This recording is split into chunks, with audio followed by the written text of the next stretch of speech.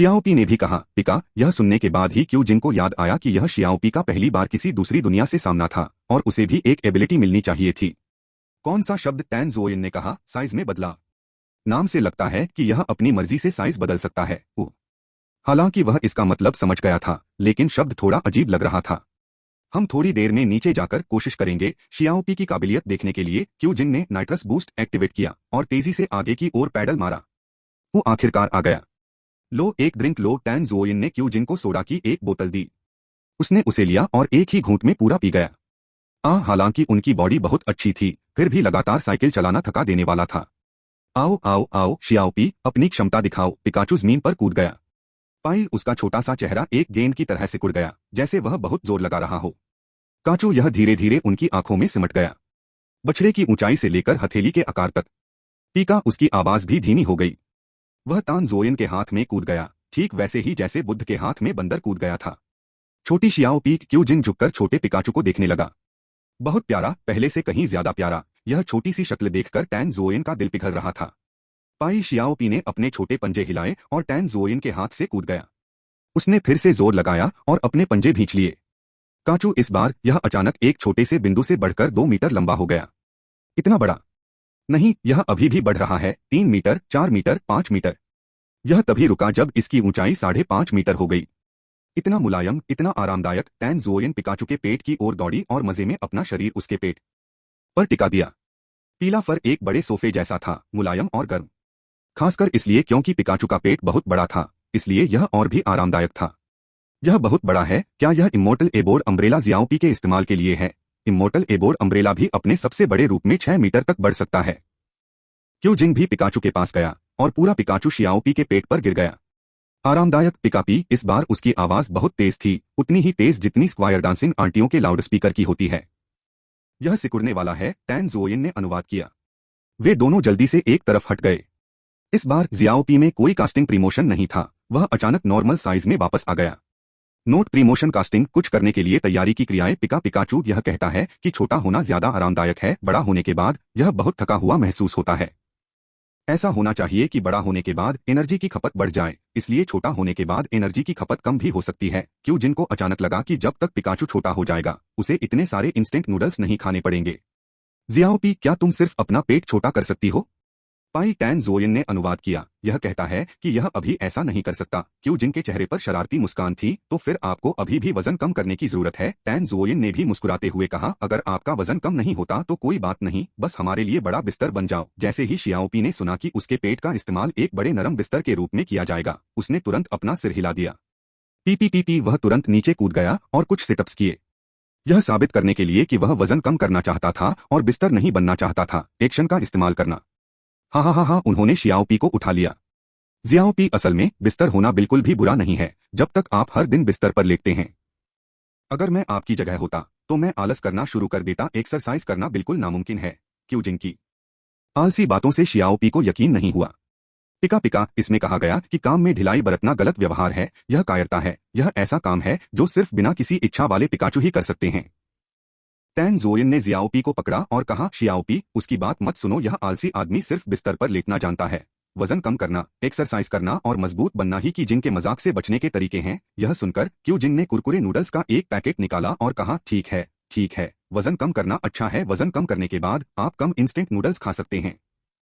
यह देखकर कि क्रिस्पी नूडल्स भी ज़ियाओपी के वजन कम करने के पक्के इरादे को नहीं लुभा पाए, क्यू जिन ने कहा, लगता है मेरा ज़ियाओपी बहुत एम्बिशियस है। अभी मैं तुम्हें टेस्ट कर रहा था और तुमने मेरा टेस्ट सक्सेसफुली पास कर लिया। टैन ज़ोयिन ने उस पर आंखें घुमाई। तुम बस ज़ियाओपी को अपने साथ आराम करने के लिए धोखा देना चाहते थे और तुम यह बात इतनी शान से कह रहे हो। बेवकूफ, क्यू जिन यह कैसे स्वीकार कर सकता था? अरे तुम ऐसा नहीं कह सकते, मैं यह शियाओपी की भलाई के लिए कर रहा हूँ, पक्की इच्छा के बिना। वजन कम करना फेल होना तय है।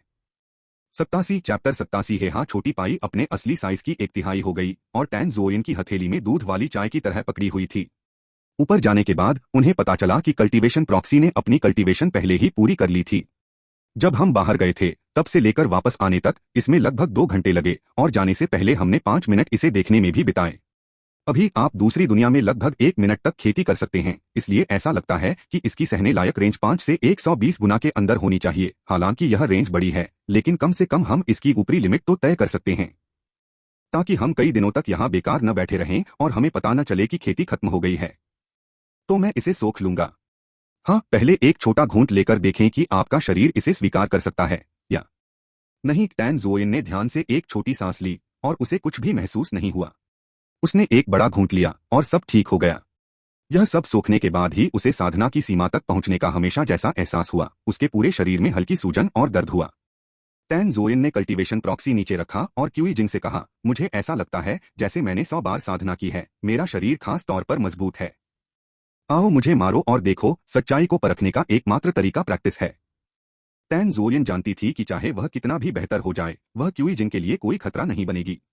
तो उसने पूरी ताकत से हमला किया, एक मुक्का मारा।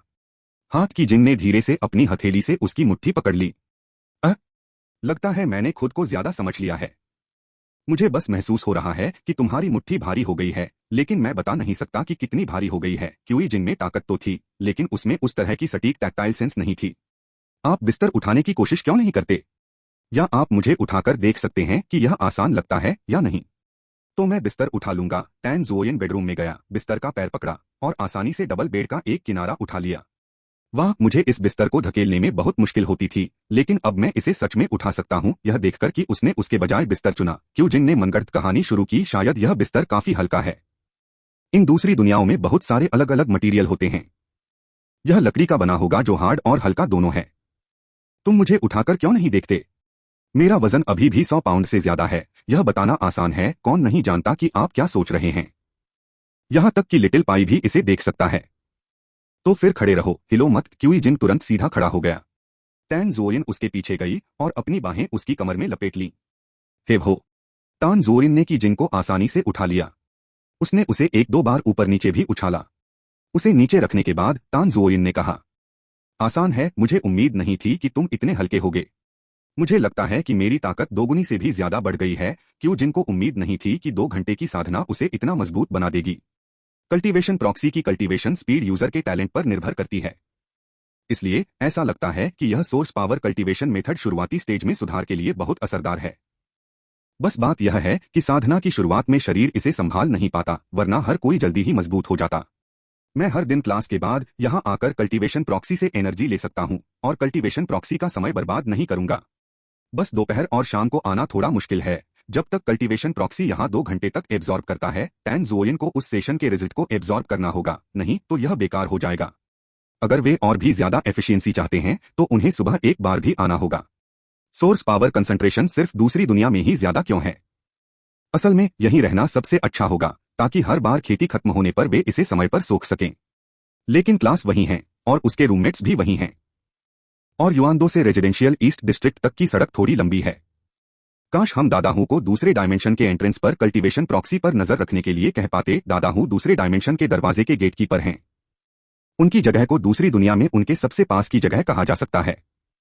मैं सोच रहा हूं कि दादाहू को क्या दूं, ताकि वह हमारे लिए कल्टीवेशन प्रॉक्सी के लिए जगह बचा सकें। पिछली बार की बड़ी लॉटरी से की जिंग को बहुत सारी चीजें मिली।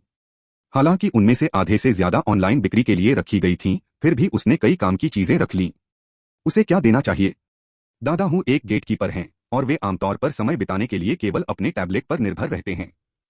पिछली बार उसने दादाहू के टैबलेट पर कालीन साफ करने का वीडियो चलते देखा था और दूसरी बार उस पर मवेशियों के खुर काटने का वीडियो चल रहा था।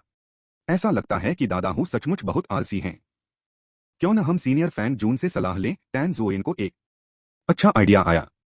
उसे याद आया कि जब वे पहली बार दूसरी दुनिया में आए थे तो फैंग जून दादाहू को अच्छी तरह जानते थे। वह शायद जानता है कि दादाहू को क्या पसंद है। तुम सही कह रहे हो, चलो उससे पूछते हैं कि जिन को भी लगा कि यह एक अच्छा विचार है। कम से कम यह उनके बिना सोचे समझे अंदाजा लगाने से तो बेहतर है। क्यों जिन ने अपना फोन निकाला और फैंग जून को कुछ मैसेज भेजे। पहले वापस चलें, देर हो रही है। ठीक है, उन्होंने फिर से उस साइकिल की सवारी की। आज रात कई लोग ऊपर जा रहे हैं। जैसे ही वे शहर के बाहरी इलाके की ओर अपनी बाइक चला रहे थे, किसी को कोई आर्टिफैक्ट मिलने की खबर आसमान में कई बार दिखाई दी। आंटी हु लव्स पॉप्सिकल्स नाम के व्यक्ति को अकेले ही 3 आर्टिफैक्ट्स मिले। आर्टिफैक्ट्स की बात करते हुए क्यू जिन ने अपनी छोटी उंगली में अंगूठी को देखा। तुम यह कोरोना रिंग क्यों नहीं ले लेते? वैसे भी मैं मर नहीं सकता। उनका मानना था कि उनके लिए खतरे का सामना करने की संभावना टैन ज़ोइन की तुलना में बहुत कम थी, इसलिए यह जीवन रक्षक अंगूठी उसके लिए छोड़ दी जानी चाहिए। टैन ज़ोइन इतनी कीमती चीज लेने में शर्मिंदा थी। उसने पीछे की सीट से की जिंग से कहा, अभी के लिए यह अंगूठी अपने पास ही रहने दो। मैं जल्दी नहीं करता, इसलिए कुछ नहीं होगा। मेरे पास स्पाइडर सेंस भी है जो मुझे खतरे का सामना करने पर चेतावनी देगा। जब से कि जिंग को स्पाइडर सेंस मिला था उसे बहुत कम चोट लगी थी। पहले के चोट के निशान और खरोंचें गायब हो गई थीं। सबकॉन्शियस एक्शन ठीक हो जाएंगे और मौत के प्रति सेंसिटिविटी सोच से भी परे थी। लेकिन वार्निंग होने का मतलब यह नहीं है कि आप उसे टाल सकते हैं।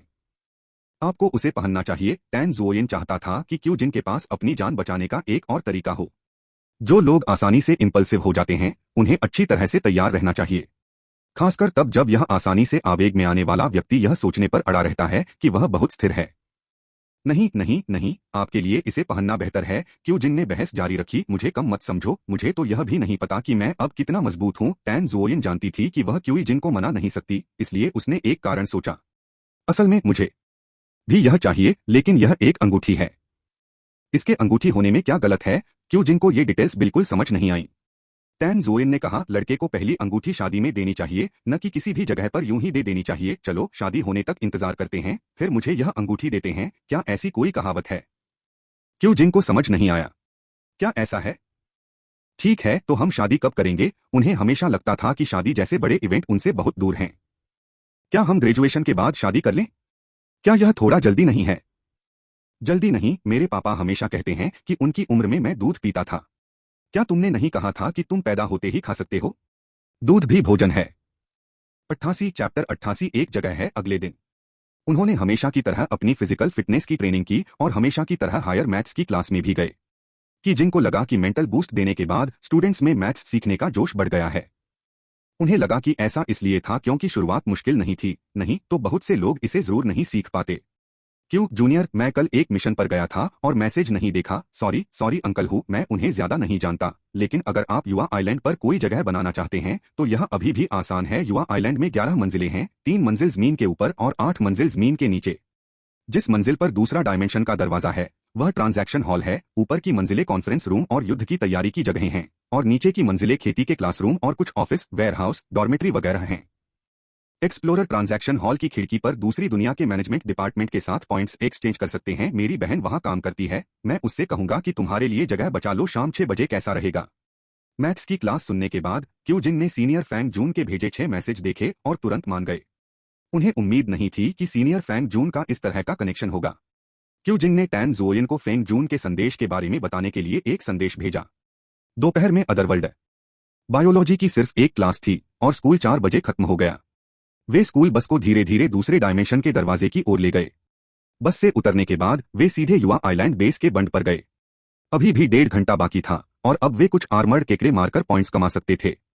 ऑटोमेटिक वेपन रैक पर फिर से चाकू रखे देखकर कि जिन को वह याद आ गया जब पिछली बार आर्मर्ड केकड़े काटते समय उसका चाकू टूट गया था। उसने अपनी जगह से छाता निकाला। यह इन चाकुओं से ज्यादा तेज होना चाहिए। दरवाजे के बाहर निकलते ही आज का आर्मर्ड क्रैब डिफेंस वॉर कुछ देर पहले ही शुरू हो चुका था और किनारे पर बहुत सारी लाशें जमा थीं। समुद्र में इतने सारे आर्मर्ड केकड़े कहां से आते हैं? हम हर दिन उन सभी को नहीं मार सकते। कौन जानता है, शायद वे इस समुद्र में प्लैंकटन की तरह ही हों, बहुत सारे और घने। शुरू करना कि जिंग ने छाते वाली तलवार निकाली, बाएं हाथ में छाता और दाएं हाथ में तलवार पकड़े हुए और बीच पर बख्तरबंद केकड़ों की ओर दौड़ा। तलवार के एक वार से इसने 1 मीटर ऊंचे बख्तरबंद केकड़े को सीधा 2 हिस्सों में बांट दिया, जैसे कोई रुकावट ही न हो। अच्छा, काफी तेज। क्यू जिंग ने छाते वाली तलवार का साइज 2 गुना कर दिया, जिससे उसकी ब्लेड 2 मीटर लंबी हो गई। किंगगोंग पर कदम रखते ही वह किनारे पर आ गया। बख्तरबंद केकड़ों की एक लाइन जो अभी अभी उतरी थी 2 हिस्सों में बंट गई थी। मौत से पहले फेंके गए केकड़े के पंजों की बात करें तो वे की जिंग की परछाई का भी सामना नहीं कर सके, उसे मारना तो दूर की बात है। टैन ज़ुओयिन ने उसे लॉन घास काटने की मशीन की तरह आगे पीछे झाड़ू लगाते देखकर एक तस्वीर ली, फिर अपना कवच पहना और राक्षसों को मारने के लिए दूसरी तरफ चली गई। इस तरफ के बख्तरबंद केकड़े अब क्यू जिंग के हमले में नहीं उतर पा रहे थे। जब टैन ज़ुओयिन ने पहली बार तलवार चलाना शुरू किया तो वह इससे थोड़ी अनजान थी। उसे लगा कि तलवार बहुत हल्की है, इसलिए हर बार जब वह जोर से झूलती तो वह खुद ही गिर जाती और फिर धीरे धीरे उसने इस शरीर की ताकत को अपना लिया। आधे घंटे बाद वह हर सेकंड एक तलवार चला सकती थी और एक तलवार से एक आर्मर्ड केकड़े को मार सकती थी। इस समय कुछ लोग पहले से ही दरवाजे पर बैठकर आराम कर रहे थे। उन्होंने लड़के को हवा की तरह बीच पर आगे पीछे कूदते देखा और चर्चा की, क्या लेवल 3 से ऊपर के सुपरनेचुरलिस्ट के लिए यहां आकर नए लोगों का गलत इस्तेमाल करना और पॉइंट्स बनाना मना नहीं है? इस आदमी के साथ क्या हो रहा है? क्या उसके पास अदरवर्ल्ड सिस्टम के डिटेक्शन से बचने का कोई तरीका है? कोई कैसे डिटेक्शन से बच सकता है? ग्रास वॉकिंग फ्लाई हुजियांगटियन उससे भी तेज है, लेकिन सिस्टम फिर भी नॉर्मली उसे मॉनिटर करता है और पॉइंट्स देता है। तो फिर उसके साथ क्या हो रहा है? वह लेवल 2 सुपरनेचुरलिस्ट जैसा नहीं दिखता। हाँ, लेवल 2 के सुपरनेचुरलिस्ट इतने शक्तिशाली कैसे हो सकते हैं? हुजियांगटियन जब लेवल 2 पर था तो इतना तेज नहीं था। क्या यह संभव है कि वह न केवल लेवल 2 का हो बल्कि फ्रेशमैन भी हो? फ्रेशमैन? नामुमकिन, बिल्कुल नामुमकिन। मुझसे ज्यादा पावरफुल कोई फ्रेशमैन कैसे हो सकता है? तो क्या मैंने यह पूरा साल बर्बाद नहीं कर दिया? भाई, कभी कभी आपको यह मानना पड़ता है कि इस दुनिया में कई जीनियस हैं और वे आसानी से शक्तिशाली बन सकते हैं। क्या यही जिंदगी है? मैं इससे सहमत नहीं हूं। समझौता नहीं हुआ। समझौता न होने का क्या फायदा? नमकीन मछली पलट नहीं सकती। बात करना बंद करो, मेरा दिल दुख रहा है। मैं असलियत का सामना नहीं करना चाहता। मैं इंटरनेट की इस झूठी दुनिया से भागना चाहता हूं। जागो, इंटरनेट की दुनिया झूठी है। क्या तुम ऐसी दुखद बातें नहीं कह सकते? क्या तुम मुझे दिलासा नहीं दे सकते? नहीं, क्योंकि मैं जीनियस हूं। मैं सिर्फ सेकंड ईयर का स्टूडेंट हूं और मैं पहले से ही लेवल 3 पर हूं। बाहर निकलो। अगर तुम लेवल 3 पर हो तो यहां क्या कर रहे हो? मेरे पास करने को कुछ नहीं है, इसलिए मैं घूमने आया हूं। धत तेरी की 5:30 बजे अलार्म बजा और उन्हें निकलना पड़ा। कि जिनको लगा कि उसने काफी मजा नहीं किया। इस बार उसने केकड़े मारने के कई तरीके सीखे और अभी भी कुछ नए आइडिया थे जिन्हें उसने आजमाया नहीं था। वह जल्दी से कल्टीवेशन प्रॉक्सी लेने के लिए बिक्सियाओ शहर के पूर्वी जिले में अपने घर वापस भागा। एंट्रेंस पर लौटते हुए देखा तो टैन ज़ोयन पहले से ही वहां उसका इंतजार कर रहा था। चलो चलो, हॉल में जाकर उसका इंतजार करते हैं। हाँ, वे ट्रांजैक्शन हॉल में वापस आए और आसपास देखा, यहां ज्यादा लोग नहीं थे। लेकिन उन्होंने फैंग जून को नहीं देखा। यहाँ यहाँ क्यूजिंग, मैं यहाँ हूँ। क्यूजिंग ने आवाज की दिशा में देखा और फैंग जून खिड़की से उन्हें आवाज दे रहा था। वे झुक गए। सीनियर, आप यहाँ क्यों हैं? यहीं पर मेरी बहन रहती है, जो कुछ अजीब छोटी छोटी चीजें इकट्ठा करने में माहिर है। फैंग जून ने टेबल पर रखी लिस्ट की ओर इशारा किया। क्यूजिंग ने देखा। इसमें कुछ ऐसी बातें लिखी थीं जिनके बारे में उसने कभी नहीं सुना था। Silver burst pulse, dragon fish bone scales, thorned coral वगैरह, ये सब पहली नजर में समुद्र की खास चीजें लग रही थीं। टैन ज़ोयन ने पूछा, इन चीजों का इस्तेमाल किस लिए होता है? फैंग जून ने कहा, इन चीजों का इस्तेमाल कुछ इक्विपमेंट के लिए रॉ मटेरियल के तौर पर किया जा सकता है और इन्हें कुछ अमीर लोगों को कलेक्टिबल्स के तौर पर भी बेचा जा सकता है। मैं पिछले 2 दिनों से पॉइंट्स कमाने के लिए यहाँ पॉट फिश पकड़ रहा हूँ। लेवल 1 पास पाना दूसरी दुनिया की खोज की शुरुआत है। दूसरी दुनिया में आने से पहले आप सिर्फ अपने शरीर और स्किल्स को बेहतर बना सकते हैं। दूसरी दुनिया में आने के बाद आप ज्यादा ग्रोथ पा सकते हैं और सभी तरह के इक्विपमेंट हासिल कर सकते हैं। सिर्फ पॉइंट्स के हिसाब से आप दूसरी दुनिया में 2 दिन में उतना कमा सकते हैं जितना आप एकेडमी में 1 सेमेस्टर में कमा सकते हैं। फैंग जून इसके लिए काफी समय से तैयारी कर रहा था और वह पिछले 2 दिनों से अपने प्लान को स्टेप बाय स्टेप पूरा कर रहा था। आपको कितनी बड़ी जगह चाहिए? फैंग जून अपना मकसद नहीं भूले। क्यूजिंग ने कहा, राइस कुकर जितना बड़ा भी ठीक है, हमें बस हर सुबह, दोपहर और रात को यहाँ आना होगा। अरे, मुझे लगा कि यह कोई बड़ी चीज है। मैं इसे अपनी बहन के बिना भी संभाल सकता हूँ। बस इसे वहीं रख दो। मेरी बहन अपना सामान वहीं रखती है, इससे छोटी सी जगह खाली करना आसान है। फैंग जून ने टेबल के नीचे एक छोटे से कोने की ओर इशारा किया, जहां एक नीला प्लास्टिक का डिब्बा रखा था। आओ, मैं देखता हूं कि तुम क्या डालना चाहते हो। क्यूई जिंग ने अपने स्पेस से कल्टीवेशन प्रॉक्सी निकाला। यह इस प्रकार है। गुब्बारा वाला। तुम यह चीज यहाँ क्यों रख रहे हो? क्या इसका कोई खास काम है? फैंग जून को उम्मीद नहीं थी कि क्यू जिंग सिर्फ इस गुब्बारे वाले आदमी के लिए इतनी मेहनत करेगी। क्यू जिंग ने फैंग जून को कल्टीवेशन प्रॉक्सी के कामों के बारे में समझाया। क्या बात है? यह छोटी सी चीज इतनी कमाल की है? अगर यह मेरे पास तब होती तो मैं अजय होता।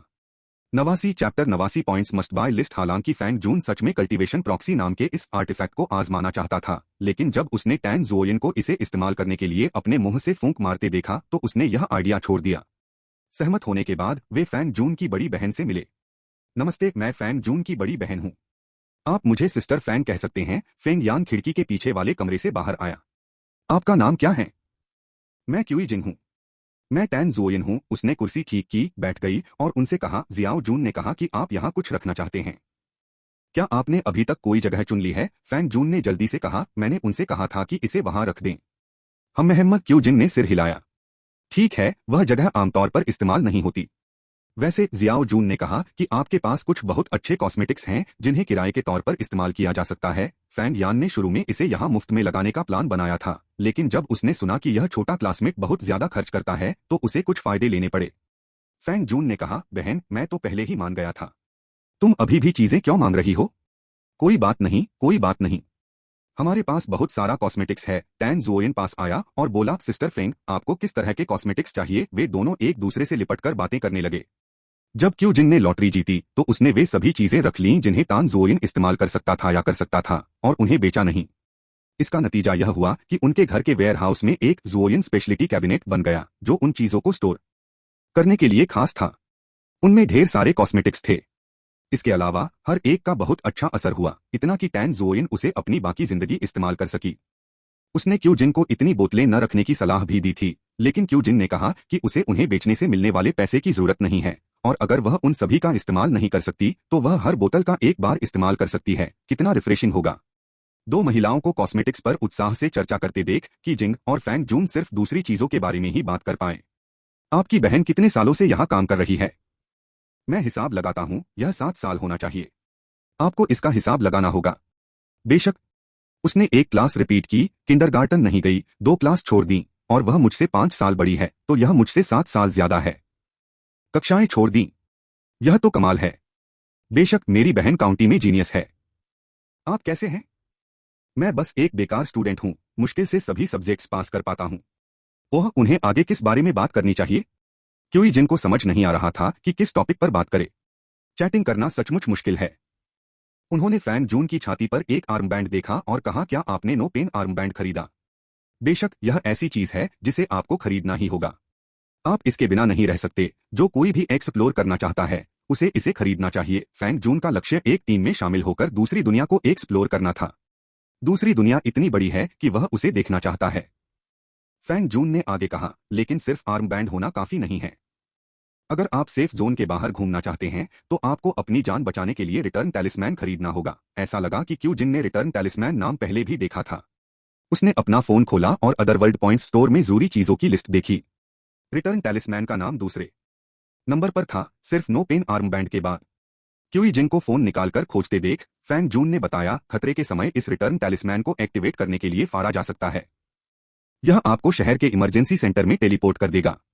अगर आप किसी चीज में फंस भी जाते हैं तो भी यह इन चीजों को नजरअंदाज कर सकता है। जब तक आप इसे फाड़ते हैं, टेलीपोर्टेशन को रोका नहीं जा सकता। हालांकि रिटर्न टैलिस्मैन बनाने का खर्च बहुत ज्यादा है, लेकिन इसके लिए हर पीस पर सिर्फ 5000 पॉइंट्स की जरूरत होती है।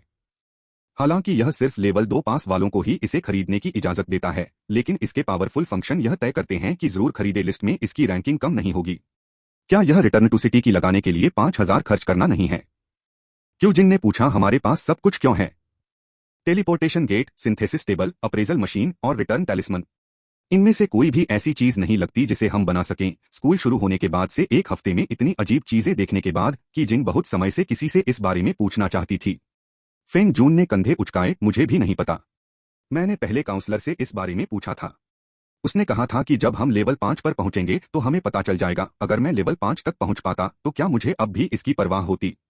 मैं बहुत खुश होता। हर फ्रेशमैन जो ये चीजें देखता है उसके मन में ऐसे सवाल आते हैं और फिर वह दूसरों से पूछता है। उन्हें जो जवाब मिलते हैं वे सभी आप लेवल 5 पर सब कुछ जान सकते हैं होते हैं, इसलिए उन्हें बनाने का कारण अभी तक फैलाया नहीं गया है। यह देखकर कि फैंग जून को भी नहीं पता था, क्यों जिनको टॉपिक बदलना पड़ा और पूछना पड़ा कि इन चीजों का इस्तेमाल किस लिए किया जाता है। इस लिस्ट में तीसरे नंबर पर रिवाइंड रिंग है, जिसका असर मौत से इम्यूनाइज करने का होता है, जिससे शरीर 3 सेकंड पहले जैसी हालत में आ जाता है। यह चीज बहुत काम की है और रिटर्न टैलिस्मैन के साथ मिलकर आप लगभग अमर हो सकते हैं।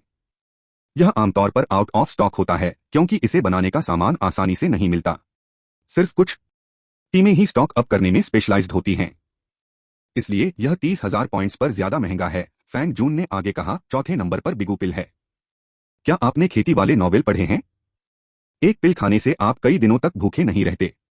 क्वालिटी के हिसाब से कीमत भी अलग अलग होती है, जो 10 पॉइंट से लेकर 50 पॉइंट तक होती है। मतलब हर 10 पॉइंट से आप 3 दिन बिना भूख के बिता सकते हैं। यह चीज बहुत काम की है। दूसरी दुनिया में बहुत सी चीजें जहरीली होती हैं और अगर आप उन्हें खाएंगे तो मर जाएंगे। इसके अलावा खाना पकाने से एलियन जानवर आसानी से अट्रैक्ट होते हैं, इसलिए दूसरी दुनिया में खाना एक प्रॉब्लम है। इससे आपको डरने की जरूरत नहीं है। यह छोटा है और आपका पेट भरा रखता है। ओह हाँ, अगर आप इसे जल्दी पचा लेंगे तो इसका समय कम हो जाएगा। यह बात क्लास टीचर की इस बात से ज्यादा काम की लगती है कि एक बार का खाना 3 साल तक चलता है। कोई हैरानी नहीं कि क्लास टीचर ने यहाँ कोई दुकान नहीं खोली। आखिरकार 15 दिनों तक पेट भर खाना खाने में बहुत बहुत लंबा समय लगता है और आपका मुंह थक जाएगा। इसके अलावा बिगू पिल को साथ ले जाना आसान है। पांचवा है ओल्ड माँ का पेट समनिंग। यह इतना ऊंचा इसलिए है क्योंकि यह सस्ता है, बल्कि इसलिए भी क्योंकि इसमें एक डिवाइन पेट बनाने का मौका मिलता है। जब मैंने पहली बार स्कूल जाना शुरू किया तो मैं इसे ट्राई करने गया। अंदाजा लगाइए मैंने क्या बनाया। मैंने एक रेस का ऊंट बनाया। एक शुतुरमुर्ग जो मुझे उठाकर भाग सकता है, असली शुतुरमुर्गों से बड़ा, 3 लोगों को बैठा सकता है और बहुत तेज दौड़ता है। अच्छी बात यह है कि कैफेटेरिया का खाना मुफ्त है, नहीं तो उसे नॉर्मल तरीके से खाना खिलाना एक प्रॉब्लम होती। बोलते हुए उसने क्यूजिन को अपनी कोहनी से धक्का दिया। मैं आपको भी इसे ट्राई करने की सलाह देता हूं, शायद आप एक गोल्डन क्रो बना लें। क्यूजिन ने तय किया कि वह कल एक्स्ट्रा खाने या पालतू जानवर के लिए इसे ट्राई करेगा। फैंग जून ने रैंकिंग के बारे में आगे बताया, यह छठी बॉडी प्लांटिंग ली गुनियान नाम के एक व्यक्ति की काबिलियत है जो आपके खून को प्लांट कर सकती है और एक बेहोश क्लोन बना सकती है जो बिल्कुल आपके शरीर जैसा होगा। भविष्य में आप इसका इस्तेमाल गायब हाथ और पैर बदलने के लिए कर सकते हैं। लॉजिकली कहें तो किसी एबिलिटी को एक बार में इतने पॉइंट्स पर नहीं बेचना चाहिए, लेकिन इसकी कीमत 500 पॉइंट्स इसलिए है क्योंकि इसे बाद में मेंटेनेंस की जरूरत होती है। आखिर आप बिना फर्टिलाइज किए पौधे नहीं लगा सकते। इसके अलावा इसे इमरजेंसी सेंटर के पीछे ह्यूमन बॉडी ग्रीन हाउस में लगाया गया है, जो उन लोगों के लिए आसान है जिन्हें इमरजेंसी में फर्स्ट एड के लिए टेलीपोर्ट किया जाता है। 90 चैप्टर 90 हिंसक क्यूइजिंग। यह 7वां ट्विन ईयररिंग्स भी किसी की काबिलियत है। यह 2 लोगों के लिए ईयररिंग्स की एक जोड़ी बना सकता है। इन ईयररिंग्स को पहनने से वे एक दूसरे की दिशा का पता लगा सकते हैं। यह सस्ता है, सिर्फ 10 पॉइंट्स। लेकिन इसकी एक लिमिटेशन है, दोनों लोगों के बीच एक दूसरे के साथ किसी तरह का बॉन्ड या इमोशन होना चाहिए, नहीं तो यह काम नहीं करेगा। बहुत से लोग इसे बदमाश डिटेक्टर के तौर पर इस्तेमाल करते हैं और यह बहुत अच्छी तरह बिकता है। क्यों जिनको लगा कि वह इसे खरीद सकता है। उसके और टैन जुओ यिन के बीच की भावनाएं निश्चित रूप से अच्छी थीं। क्या तुमने इसे खरीदा? क्यों जिन ने पूछा। क्या तुम ऐसी दिल दहला देने वाली बातें नहीं कह सकते? मैं किसी को कहाँ ढूंढूंगा। हालांकि मेरे रूममेट्स के साथ बॉन्ड काफी है, लेकिन क्या 2 बड़े आदमियों का एक साथ ईयररिंग्स पहनना अजीब नहीं होगा? फैंग जून ने अपनी बहन फैंग यान की ओर इशारा किया। देखो, मेरी बहन ने अपने दाहिने कान में ट्विन ईयररिंग्स पहने हैं। ये उसके पति की हैं और जब वह बाहर घूम रहा हो तो उसे घर का इशारा दे सकती हैं। तो तुम्हारी बहन की शादी हो गई। धत तेरे की, मुझे उम्मीद नहीं थी कि वह इतनी जल्दी शादी कर लेगी। मैंने अभी तक किसी लड़की का हाथ भी नहीं पकड़ा था और उसने ग्रेजुएशन के तुरंत बाद शादी कर ली। उसने मेरी राय भी नहीं पूछी। इससे मुझे गुस्सा आता है। मैं उस आदमी से बस कुछ ही बार मिला हूं और वह अचानक आया और मेरी बहन को धोखा देकर ले गया। यह बहुत गुस्सा दिलाने वाला है। ऐसा लगता था कि अपनी बहन की शादी के बारे में उसकी राय बहुत बड़ी थी। बहुत बुरा हुआ। क्यों जिनकी कोई बहन नहीं थी। मुझे भी एक बहन चाहिए। बस इतना ही। अब मैं आपको बताता हूं। 8वीं नो डिस्टेंस बैटरी को वायरलेस तरीके से चार्ज होने वाली बैटरी के तौर पर समझा जा सकता है। यह चार्जिंग केबल का तार है, सीमित मात्रा की सीमा नहीं। यह प्रोडक्ट्स की एक सीरीज है जिसमें एक चार्जिंग साइड और एक आउटपुट साइड है। जब तक आप चार्जिंग पीस को सॉकेट पर रखेंगे, आउटपुट बैटरी में पावर रहेगी, चाहे वह कितनी भी दूर क्यों न हो। बैटरी के कई मॉडल हैं। इसके अलावा इस बैटरी को सोर्स एनर्जी से चलाया जा सकता है और इसकी पावर दूसरी एनर्जी से कहीं ज्यादा है, जिससे यह बहुत काम की है। दूसरी दुनिया में लगभग सभी गाड़ियां इसका इस्तेमाल करती हैं। ये सब चीजें मेरी शॉपिंग लिस्ट में हैं। जब तक मैं इनमें से काफी चीजें जमा नहीं कर लेता, मैं लेवल 2 पास एग्जाम नहीं दूंगा। जब तक आप बहुत ज्यादा लापरवाह नहीं हैं, तब तक हर कोई सेफ जोन छोड़ने से पहले पूरी तरह से तैयारी करता है। क्या आप लेवल 2 ट्रायल में गाड़ी ला सकते हैं? हाँ, आप लेवल 2 ट्रायल में जो चाहे ला सकते हैं, बस आपके टीममेट्स के पास लेवल 2 पास न हो। लेकिन आप टीममेट्स के बिना नहीं रह सकते। आपको टीम में कम से कम 3 लोगों की जरूरत होती है। तो यह ऐसा ही है। यह उस टीम वर्क का टेस्ट है जिसके बारे में टीचर सेन बात कर रहे थे। ओह ठीक है, आपको यह परसिस्टेंस ट्रेडमिल जरूर खरीदना चाहिए। इस पर दौड़ने से आप हर दिन ज्यादा मजबूत बन सकते हैं, फैंग जून ने मुस्कुराते हुए कहा। लेकिन आपको हर दिन 3 घंटे दौड़ना होगा। जब क्यू जिन ने पहली बार सुना कि यह ट्रेडमिल उसे मजबूत बना सकती है तो वह बहुत खुश हुआ। लेकिन क्योंकि उसे हर दिन 3 घंटे दौड़ना पड़ता था, इसलिए क्यू जिन ने तुरंत इसे खरीदने का विचार छोड़ दिया। 3 घंटे बहुत ज्यादा हैं। कौन टिक सकता है? फैंग जून ने कहा। बस स्पीड धीमी कर लो। हालांकि 3 घंटे चलने से आप 3 घंटे दौड़ने से धीरे बेहतर होते हैं, लेकिन कुछ न करने से तो यह बेहतर है। आप इस चीज पर जितनी तेजी से दौड़ेंगे, यह आपको उतना ही बेहतर बनाएगी, बशर्ते आप बिना रुके 3 घंटे तक दौड़ते रहें। फैंग शेंग, तुम लोग क्या बात कर रहे हो? टैन ज़ो यिन किसी समय बातचीत खत्म कर चुकी थी और उसके हाथ में अनजान ब्रांड के कॉस्मेटिक्स की 2 बोतलें थीं। रुको, क्या तुम सामान बेचने नहीं गए थे? तुम 2 बोतलें लेकर कैसे वापस आए? क्यू जिन सोच रही थी कि टैन ज़ुओ यिन अपने साथ कोई कॉस्मेटिक्स नहीं लाई थी, तो वे इतने उत्साह से कैसे बात कर सकते थे। सिस्टर फेंग ने कहा कि ये दोनों बोतलें अच्छी हैं और दूसरी दुनिया के मटेरियल से बनी हैं। वह चाहती हैं कि मैं इन्हें ट्राई करूं। उसने अभी अभी अपना फोन निकाला था ताकि उसे अपनी शेल्फ पर रखे एक्सक्लूसिव प्रोडक्ट्स की फोटो दिखा सके और एक एक करके उनके स्पेशल इफेक्ट्स समझा सके। फैंग यान उन्हें लेने और अब उन्हें आजमाने का इंतजार नहीं कर सकती थी। क्या अभी भी जल्दी है? क्या हमें फिर से घर चलना चाहिए? फैंग यान की उत्सुकता देखकर टैन ज़ुओ यिन उसे इंतजार नहीं करा सका। आखिरकार वह एक एहसान मांग रही थी, इसलिए उन्हें जल्दी लाना बेहतर था। ठीक है, चलो अब चलते हैं। क्यूई जिंग ने मुड़कर हाथ हिलाया। सीनियर फेंग, सिस्टर फेंग, अलविदा। हम पहले जा रहे हैं, बाय बाय। अगली बार मिलते हैं। कल आना याद रखना। सिस्टर फैंग को हर दिन कम से कम 3 बार यहाँ आना पड़ता था। समझ गया, बाय बाय। आखिरकार उन्होंने दूसरी दुनिया के गेट से निकलने से पहले ओल्ड हु को अलविदा कहा। मुझे उम्मीद नहीं थी कि फैंग जून की बहन हर दिन इतनी फ्री होगी। उसका काम बहुत आसान है। वह बस अपने फोन पर बजाती रहती है। जब लोग आते हैं तो इंस्ट्रूमेंट के साथ उन्हें स्कैन करती है और फिर उसे बैकएंड पर अपलोड कर देती है। तान ज़ुओ यिन ने क्यूई जिंग से कहा और बहुत कम लोग उसके घर जाते हैं। वह हर दिन ज्यादा काम नहीं करती। क्यूई जिंग ने कहा, लगता है ऐसी जिंदगी सच में अच्छी है। क्या मैं भविष्य में यहाँ एक दुकान खोलूं? उसे याद आया कि 2 दिन पहले वह खास तौर पर सीधा लेटना चाहता था, लेकिन किसी वजह से वह इस समय अपना टैलेंट दिखाना चाहता था। लेकिन अचानक मैं दूसरी दुनिया को और ज्यादा एक्सप्लोर करना चाहता हूँ। शायद ऐसा इसलिए था क्योंकि उसने पिछले 2 दिनों में बहुत सी नई चीजें देखी थीं, जिससे उसे एक्सप्लोर करने की इच्छा हुई, या यूं कहें कि उसकी क्यूरियोसिटी हुई। उसे लगा कि उसका पैशनेट सेल्फ वापस आ गया है। मैं न्यूकमर कंपटीशन में हिस्सा लेना चाहता हूँ। मैं दूसरी दुनिया में एक एडवेंचर पर जाना चाहता हूँ। मैं उस रहस्यमयी इंटरसेप्शन मेम्ब्रेन तक उड़कर जाना और उसे देखना भी चाहता हूँ। यही तो जवानी है। मुझे लगता है कि आज तुम्हें आर्मर्ड क्रैब्स मारने की लत लग गई है। क्या तुम में हिंसक आते हैं? मुझे तुम पर नजर रखनी है और तुम्हें लड़ाई का दीवाना नहीं बनने देना है। टैन ज़ुओ यिन ने उसे पहले कभी इतना एक्टिव नहीं देखा था। उसे सच में शक था कि जिनके शरीर में कुछ हिंसक चीजें हैं। क्या मारने से उसे खुशी मिलती थी? बिल्कुल नामुमकिन। मुझ में हिंसक आदतें कैसे आ सकती हैं? यह तो बस नॉर्मल जिज्ञासा है। इसे जवानी की ताकत कहते हैं। कि जिन ने कभी नहीं सोचा था कि वह एक चिड़चिड़ा इंसान है। उसके जैसे दयालु, नरम और हमदर्द इंसान को लड़ाई का दीवाना कैसे कहा जा सकता है? आप कह सकते हैं कि मैं आलसी हूं, लेकिन आप यह नहीं कह सकते कि मैं चिड़चिड़ा हूं। क्या मैं हिंसक प्रवृत्ति वाला व्यक्ति लगता हूं? टैन ज़ुओ यिन ने बढ़ा चढ़ाकर बात करने का नाटक किया और कहा, तुम बिल्कुल वैसे ही दिखते हो। क्या तुम भविष्य में मेरे साथ बुरा बर्ताव करोगे? मैं बहुत डर गया हूं। टैन ज़ुओ यिन ने देखा कि क्यूई जिन आर्मर्ड क्रैब्स को मारने में बहुत ज्यादा बिजी थी, वरना वह ऐसा मजाक नहीं करती। वह शुरू से ही क्यूई जिन को इस आदत में पड़ने से रोकना चाहती थी। मैं तुम्हें कैसे मार सकता हूं? मैं दुनिया का सबसे अच्छा आदमी हूं। क्यू जिन ने कसम खाई। भले ही मैं आर्मर्ड क्रैब्स को मारने जाऊं, मैं किसी को नहीं मारूंगा। अच्छा आदमी, वह अभी भी आर्मर्ड क्रैब्स को मारना चाहता है। टैन ज़ुओ यिन देख सकता था कि क्यू जिन टीचर सेनशी की तरह लड़ाई का दीवाना था, बस इतना साफ नहीं था। अगले 2 दिनों तक आर्मर्ड क्रैब्स को मारने के लिए यहां मत आना। मुझे लगता है कि तुम्हें गुस्सा आ रहा है। टैन ज़ुओ यिन को उसे रोकने का कोई तरीका नहीं सूझा। शायद उसे जाने देना अच्छा था, लेकिन वह नहीं चाहती थी कि जिंग वैसा बने। क्या होगा अगर भविष्य में लड़ाई में उसे चोट लग गई?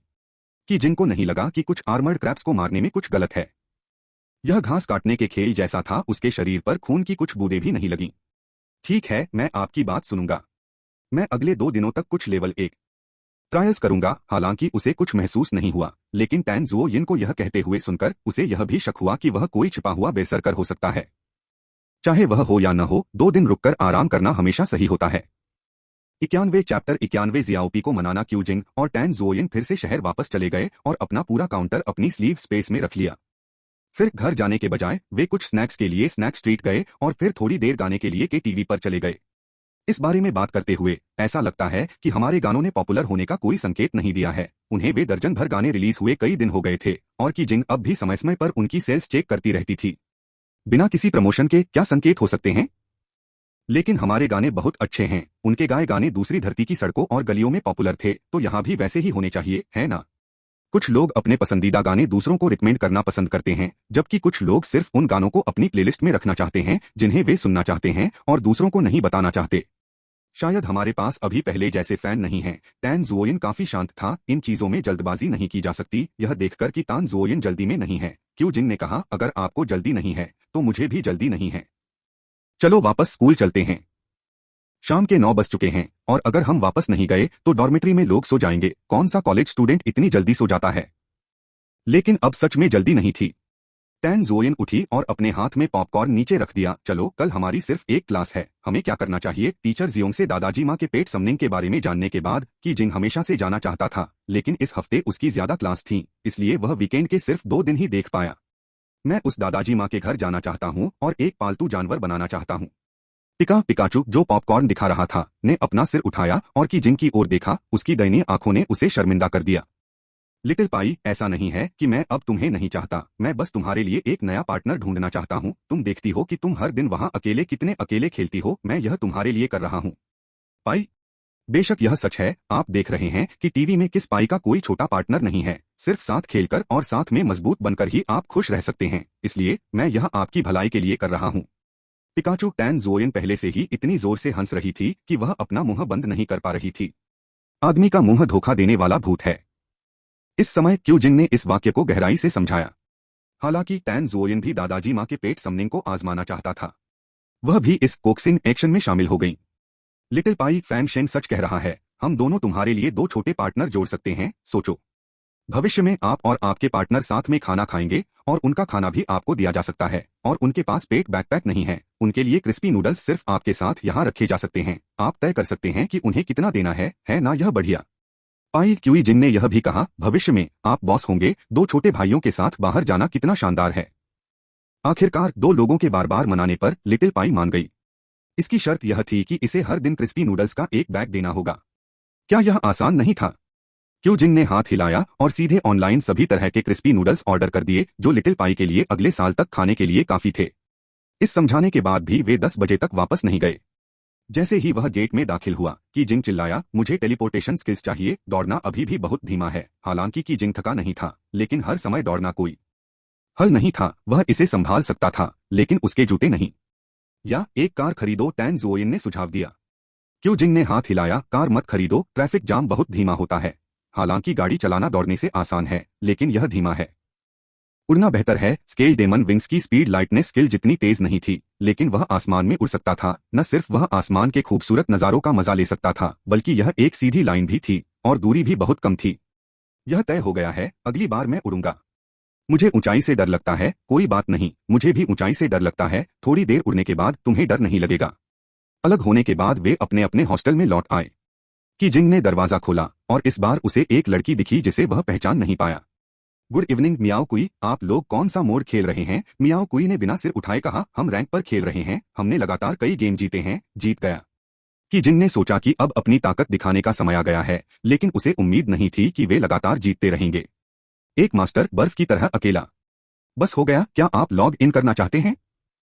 क्या 4 लोग काफी हैं? यह खेल 3 या 5 लोगों के साथ खेलना चाहिए। क्यूई जिंग अक्सर यह खेल खेला करते थे। बस लॉबी में एक और आदमी को खींच लो, है ना? ठीक है, तो मैं लॉग इन कर लूंगा। क्यू जिन ने उत्साह से अपना फोन खोला। उन्हें देखने दो कि गुरु क्या होता है, गुरुओं का गुरु। अरे, वो तियानक्सिन भी ऑनलाइन है, चलो उसे भी बुलाने की कोशिश करते हैं। यान चेंग ने सीधे निमंत्रण भेजा।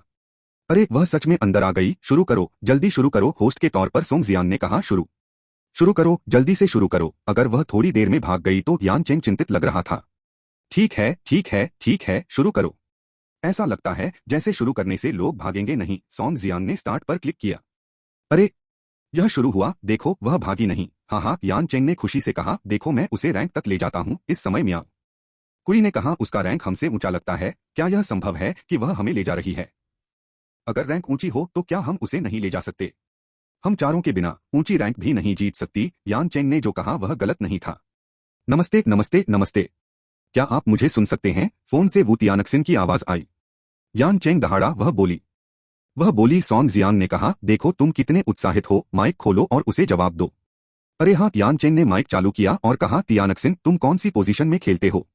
तुम पहले चुनो, हम कोई भी दूसरी पोजीशन खेल सकते हैं। यान चेंग की आवाज और उसके प्यार भरे चेहरे को सुनकर उन तीनों ने अपने मुंह ढक लिए और हंसी। मुझे कोई दिक्कत नहीं है, यह आप लोगों पर निर्भर है, वू तियानक्सिन ने कहा। यह वाक्य सुनकर सोंग जियान ने लीड ली और टॉप लेन चुना, और मियाओ कुई ने भी उनका पीछा किया और मिड लेन चुना। यान चेंग ने माइक पर बोलना जारी रखा, तियानक्सिन तुम मार्क्समैन का रोल करो, मैं तुम्हारे साथ सपोर्ट का रोल करूं। यह देखकर क्यू जिंग ने तुरंत जंगल को चुना। वो तियानक्सिन सहमत हो गए और बोले, ठीक है, एक मजबूत सपोर्ट ले लो। ठीक है, मेरा सपोर्ट, चिंता मत करो। यान चेंग एक पेईवान ऐसा व्यक्ति जिसे दूसरों के साथ गेम खेलने के लिए पैसे मिलते हैं जैसा दिखता था। उन तीनों ने अपने होंठ भींच लिए और अपनी हंसी रोक ली। इसमें कोई हैरानी की बात नहीं है कि यान चेंग ने इस गेम में शुरू से आखिर तक वू तियानक्सिन का पीछा किया। आखिर में वे आसानी से जीत गए। आखिर क्यूई जिंग जैसा मास्टर और वू तियानक्सिन जैसा छोटा मास्टर जिनका मिलाजुला सपोर्ट था। अभी भी खेल रहे हो? यान चेंग ने पूछा। वू तियानक्सिन ने जवाब दिया, क्या तुम लोग अभी भी खेल रहे हो? हमें किसी भी चीज से कोई दिक्कत नहीं है। आपने हमसे पूछा और फिर आप किसी भी चीज से ठीक हैं। और कोई रास्ता नहीं है। अच्छे भाइयों के लिए देर तक जागना नामुमकिन नहीं है। क्यूई जिंग और बाकी लोगों ने तुरंत कन्फर्म पर क्लिक कर दिया। हेलो, क्या क्यू जिंग वहां है? जोइन ने मुझे आपको जल्दी सोने और देर तक न जागने के लिए कहा। वू तियानक्सिन के शब्द आए। क्यूई जिंग ने माइक्रोफोन चालू किया और कहा, उसे बताओ कि मुझे पता है, मैं निश्चित रूप से देर तक नहीं जागूंगा। वू तियानक्सिन ने कहा। उसने कहा कि उसे इस पर विश्वास नहीं है। वह थोड़ी देर में तुम्हारी हॉस्टल में जाकर तुम्हें पीटेगी। मैंने ऐसा नहीं कहा। फोन से टैन जोइन की आवाज आई। वू तियानक्सिन ने अपनी बात जारी रखी। क्या तुमने सुना? उसने कहा कि वह तुम्हें लिटिल पाई से शॉक देने वाली है। वू तियानशिन नएल नएल नएल 92 चैप्टर 92 डींगे हाकना। आखिरकार उन्होंने 2 राउंड खेले और रात खत्म की। उन्हें अगले दिन दौड़ने के लिए सुबह जल्दी उठना था, इसलिए वे ज्यादा देर तक नहीं जाग सकते थे। लाइट बंद होने के बाद भी वे बातें करते रहे। मुझे उम्मीद नहीं थी कि वू तियानक्सिन की गेमिंग स्किल्स इतनी कमाल की होंगी, सोंग जियान ने कहा। वह मुझसे बहुत बेहतर है। मैं उसके मूव्स की सीरीज देखकर हैरान रह गया। यान चेंग ने अपने अंगूठे से खुद की ओर इशारा करते हुए कहा, बेशक मेरे जैसे टॉप टियर सपोर्ट के साथ कोई भी बहुत अच्छा होगा। तुम्हारी हिम्मत है ऐसा कहने की? तुम हमेशा उससे चिपके रहते हो। हम तीनों को टीममेट्स के तौर पर पूरी तरह नजरअंदाज करते हो। इस बारे में बात करते हुए सोंग जियान नाराज हो गया। उस राउंड में वह शुरू से आखिर तक 2 विरोधियों से लड़ रहा था। इतना दबा हुआ था कि वह अपना सिर भी नहीं उठा पा रहा था। फिर भी यान चेंग खुशी खुशी वू तियानक्सिन का पीछा कर रहा था। खुशकिस्मती से क्यू जिंग का किरदार कभी कभी मदद के लिए आ जाता था, नहीं तो सोंग जियान उसका फोन तोड़ देता। यान चेंग ने कहा, जीतना या हारना जरूरी नहीं है। इसके अलावा क्यूई जिंग जैसे गेमिंग एक्सपर्ट के होते हुए हम कैसे हार सकते हैं? इन सभी राउंड में क्यू जिंग को एमवीपी मिला। यान चेंग के लगातार वू तियानक्सिन का पीछा करने के बावजूद वह उससे आगे नहीं निकल पाई। यान चेंग की तारीफ सुनकर क्यू जिंग ने बिना किसी शर्म के कहा, हाँ सही है, मैं यहाँ हूँ, हम हार नहीं सकते। मैं अगली बार भी तुम लोगों को ले जाऊंगा। सोंग जियान ने उत्सुकता से पूछा, आपकी स्किल्स इतनी अच्छी हैं, फिर आपकी रैंक हमसे थोड़ी कम कैसे है? क्यूई जिंग ने कहा, मुझे पहले इस गेम में कोई दिलचस्पी नहीं थी। मैंने इसे सिर्फ आप लोगों के लिए डाउनलोड किया था। 1 हफ्ते पहले किसने सोचा होगा कि यह गेमिंग मास्टर अभी भी एक नूब था? मियाओ कुई ने पूछा। ओह, मैं समझ गया। इससे पहले आप कौन से गेम खेलते थे? क्या कहूं? मैंने पहले कोई दूसरा गेम नहीं खेला था। लेकिन मेरी शानदार गेमिंग स्किल्स कहां से आईं? अगर मैं कहूं कि मैं ड्रॉ में लकी रहा तो वे जरूर सोचेंगे, ओह तो पता चला कि तुम ड्रॉ में लकी हो। मुझे तो शुरू से ही लगा था कि तुम मास्टर हो, यह शर्मनाक होगा। कुछ सोचने के बाद क्यू जिंग ने कहा, मैं प्लांट्स वर्सेस ज़ॉम्बीज खेलता था। मैंने यह गेम भी बहुत ज्यादा समय से नहीं खेला है। वैसे भी मैंने अपनी गेम हिस्ट्री छिपा दी है, इसलिए वे इसे नहीं देख पाएंगे। यान चेंग चौंक गया। प्लांट्स वर्सेस ज़ॉम्बीज जैसा माउस ओनली गेम खेलने के बाद आप इस गेम में इतने अच्छे कैसे हो सकते हैं? खैर, मैं कुछ दिनों से यह गेम खेल रहा हूं। अपने टैलेंट से मैं थोड़ी सी कोशिश से इस गेम में जीत सकता हूं। मुझे कहना पड़ेगा, शेखी बघारना बहुत अच्छा लगता है। ठीक है, चलो सो जाते हैं। मेरी पत्नी मुझे देर तक जागने नहीं देगी। धत तेरी की, भाड़ में जाओ। तो क्या हुआ अगर तुम्हारी कोई गर्लफ्रेंड है? तुम इंतजार करो, मेरी भी जल्द ही एक होगी। गपशप से भरी रात। अगले दिन हमें शनिवार को भी क्यों दौड़ना पड़ता है? छात्रों ने अलग अलग तरह से शिकायत की। इस समय उन्हें बिस्तर पर आराम से सोना चाहिए। ड्रिल इंस्ट्रक्टर झान ने कहा, पहले हम इसे रविवार को भी करते थे। अब जब एक दिन कम हो गया है तो आपको खुश होना चाहिए। चलते रहो। यह खबर सुनकर स्टूडेंट्स को अचानक थोड़ा लकी महसूस हुआ। यह अच्छी बात है कि वे कुछ साल बाद पैदा हुए। क्लास के बाद क्यू जिन और टैन जोइन एक साथ बैठे। दादाजी की दुकान कैंपस ए में है। हम वहां आसानी से लेवल 1 ट्रायल पूरा कर सकते हैं। क्यू जिन ने फोरम पर देखा कि दादाजी मां कैंपस ए में एक पेट शॉप चलाते हैं, जहां वे पालतू जानवरों को बुलाते हैं और उनसे जुड़े प्रोडक्ट बेचते हैं। चलो शियाओपी, हम तुम्हारे लिए तुरंत एक नया पार्टनर ढूंढ लेंगे। पिकापी शियाओपी ने कुरकुरे नूडल्स का एक बैग निकाला और उसे लहराया। मुझे पता है, मैं नहीं भूलूंगा। इस पाई को क्रिस्पी नूडल्स खाना इतना पसंद क्यों है? क्यूई जिंग ने कहा, जाने से पहले हमें आशीर्वाद पाने और अपनी किस्मत सुधारने के लिए सीनियर सिकों को ढूंढना होगा। टैन जोइन ने उसकी ओर देखा। तुम फिर से इनाम जीतने से खुद को रोक नहीं पाओगे, है ना? क्यू जिंग ने एक पल के लिए इसकी कल्पना की और यह सचमुच संभव था। मुझे पक्का नहीं पता, मुझे नहीं पता कि मैं खुद को कंट्रोल कर पाऊंगा या नहीं। कभी कभी जब मूड होता है तो वह इनाम जीतने के लिए खुद को रोक नहीं पाता। क्या कंट्रोल करें? यान चेंग पास आया और की जिन के कंधे पर थपथपाया। हम भी दादाजी माँ के घर एक पालतू जानवर का चित्र बनाने जाना चाहते हैं।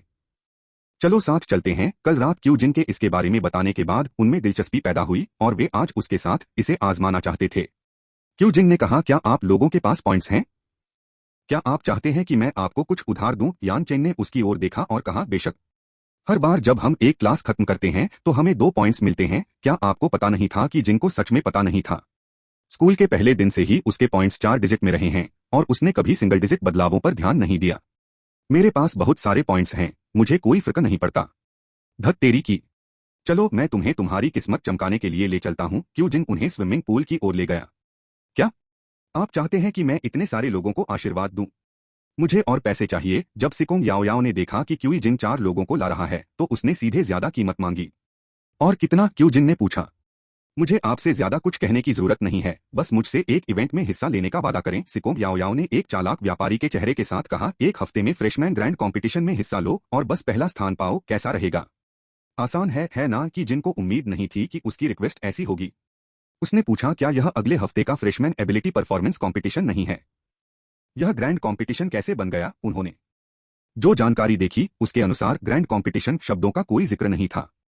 सिकोंग याओ याओ ने बताया, इसे पहले ग्रैंड कंपटीशन कहा जाता था, लेकिन तुम लोग अभी स्कूल में आए हो, तुम्हें लड़ना नहीं आता, तुम सिर्फ 2 नए लोगों को एक दूसरे को चोंच मारते हुए देख सकते हो। इसमें परफॉर्मेंस कंपटीशन से क्या फर्क है? हर कोई बस मजा देखने जा रहा है। कौन उम्मीद करेगा कि स्कूल में अभी अभी आए फ्रेशर्स इतने शानदार कंपटीशन में हिस्सा लेंगे? क्यू जिन ने संदेह से कहा, आप क्यों चाहते हैं कि मैं कंपटीशन में हिस्सा लूं और फर्स्ट भी लाऊं? अगर कोई मुझसे ज्यादा मजबूत हो तो? चिंता मत करो, तुम्हारी ताकत नए लोगों में सबसे ज्यादा होगी, यहाँ तक कि इस एकेडमी के ज्यादातर लोगों से भी ज्यादा। इतने जीनियस लोग नहीं आएंगे। मैं आपको फर्स्ट क्यों लाना चाहता हूं? तो इसका कारण यह है कि इस कंपटीशन में बेटिंग की सुविधा है। अगर आप हिस्सा लेते हैं तो मैं सीधे आप पर बेट लगाऊंगा कि आप फर्स्ट आएंगे और मैं बहुत सारे पॉइंट्स कमा सकता हूं। आप जितनी जल्दी बेट लगाएंगे उतना ज्यादा कमाएंगे। आप अपने लिए भी कुछ लगा सकते हैं। ललचाया? सिकोंग याओ याओ का कॉन्फिडेंट लुक देखकर क्यू जिन को मानना पड़ा कि वह ललचा गया था। यह तो बस एक लड़ाई है ना? पॉइंट्स कमाने के लिए मैं पूरी जान लगा दूंगा। ठीक है, मैं अभी साइन अप कर लूंगा। लोगों की भीड़ के सामने क्यू जिन ने रजिस्ट्रेशन कंफर्मेशन पर क्लिक किया। यान चेंग और दूसरों को उम्मीद नहीं थी कि इतनी अच्छी चीज होगी। अब वे क्यू जिन की असली ताकत देख सकते हैं। आओ आओ देखो, यहाँ शर्त लगाओ। सिकोंग याओ याओ ने अपना फोन इंटरफेस खोला और उन्हें दिखाया कि कहाँ बेट लगाना है। फिर उनके सामने उसने 10,000 पॉइंट्स इन्वेस्ट किए, यह शर्त लगाते हुए कि जिनको पहला स्थान मिल सकता है। वे सब हैरान थे। क्या यह सीनियर इतना अमीर है?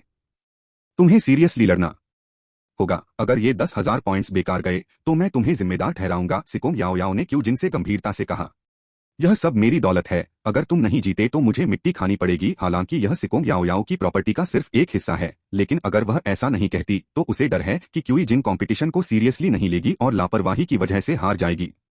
सीनियर, क्या इस कंपटीशन पर कोई रोक है? नहीं। 93 चैप्टर 93 पालतू जानवरों को बुलाना। नए छात्रों के पास कुछ भी अच्छा नहीं होता है और कोई भी उन्हें रोकता नहीं है। तो क्या इसका मतलब यह नहीं है कि मैं इसे मैदान में ला सकता हूं? क्यू जिन ने लिटिल पाई को बाहर निकाला, जो अपने बैकपैक में टैन जोयन के पीछे छिपी हुई थी और अपना फोन देख रही थी।